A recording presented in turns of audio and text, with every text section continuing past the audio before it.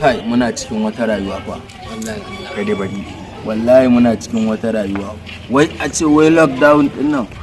Kai ni tun da nake fa ban taba ganin annoba ibtila'i da hau irin na wannan lokacin ba.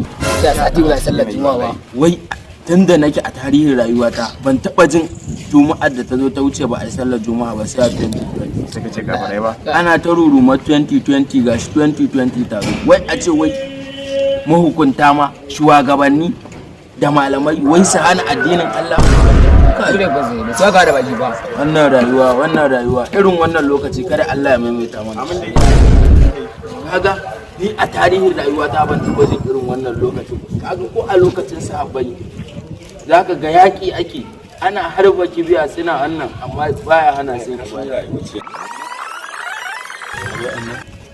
sababbin fasin auki Allah kuma dukkan su kurame ne babu mai ji daga ba su dukkan su tar uba kace ran ramu gayya ta zo kenan ka manta suka ci barawo ma bayan layi ayo ranar ramuwa ce ko su kunya wallahi kenan Allah ko wallahi zan bari